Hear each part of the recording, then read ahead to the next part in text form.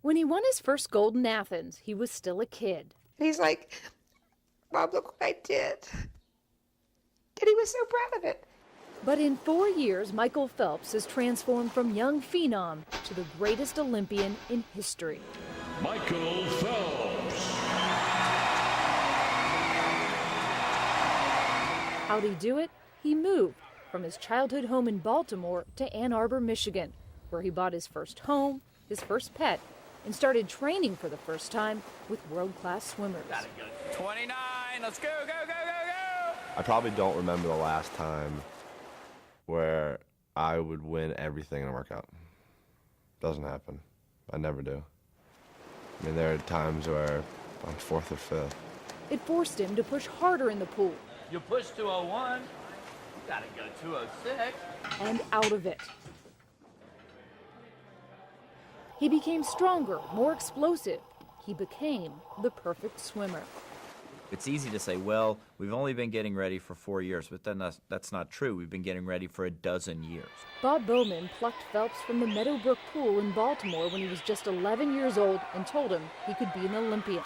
Today, at that very pool, dozens of young swimmers watch Phelps, studying his every move. Hoping if they can fidget and flap like him, they might be able to swim like him. When I look at his strokes and I try and swim more like him, because that'll make me faster. Phelps is a hero here. This was his welcome home after Athens. He rips off his shirt and he threw it into the crowd. I'm like, whoa, no, this is way too over the edge. Where I go, the girls are all screaming at him. That's his mom in the corner handing him another shirt. She's getting used to the idea he's a celebrity. Just don't call him a sex symbol, especially around his sisters. Really? It's my Yeah, really. That's great. It's just Next. our brother,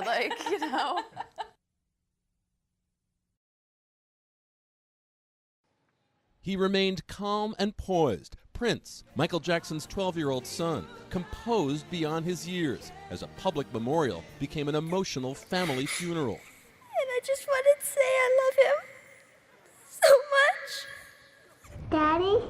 But now a new picture of Prince's personality is beginning to emerge, that of a quiet leader inside his home, respected by those who worked there. It was a bit unusual in the beginning, taking instructions from Prince.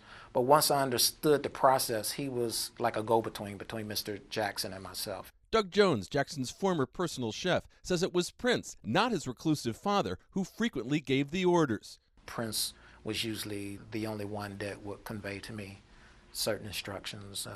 When Mr. Jackson wanted to eat upstairs in his room, or when he was coming down to have lunch with the kids or dinner with the kids.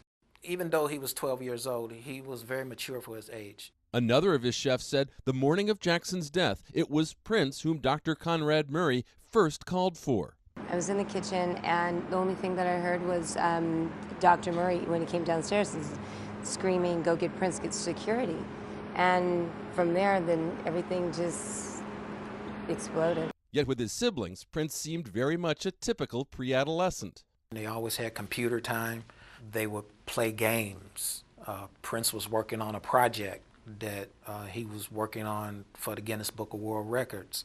How far he has come from the young child hidden from the world, behind veils and masks. Jackson never took his kids on typical outings. It seems like nobody ever went to Chuck E. Cheese. Nobody ever went to a kid's birthday party. Nobody went to a soccer game or a baseball game. He left the house one time in a red Toyota Prius, and they drove around for about 4 hours. Michael and the kids never got out of the car once. They would go somewhere, the bodyguard would pick up the ice cream or the pizza, and then put it inside the car. His grandfather describes Prince today as a bright, athletic youngster who enjoys his time at the family compound playing with his cousins. Prince, he's busy playing football with the guys out there, and baseball, all that kind of thing.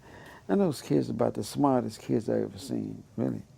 Because that's what Michael put into them, Yet Prince's life figures to change even more as he grows into adolescence under the care of his grandmother, Catherine, and navigates a new role for his biological mother, Debbie Rowe, who years ago did not imagine this new part she would play in her kids' lives. For Good Morning America, Chris Connolly, ABC News, Los Angeles. What do you get when you cross Saving Private Ryan with this?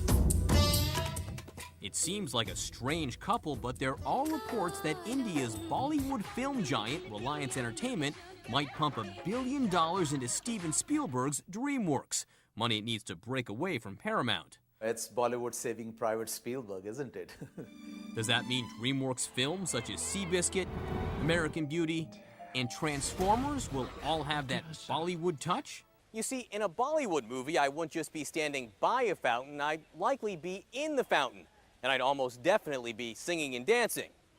Luckily, we haven't gone Bollywood just yet. No, this isn't really about adding music to American films. It's about adding money. Well, India, first of all, has a lot of cash. Bollywood is growing more than 4 times as fast as Hollywood and could double in size by 2012. Just this week, we learned Sylvester Stallone will appear in a Bollywood movie. India has 1.1 billion people, a very large growing middle class that spends money. And Bollywood also wants a little global respect.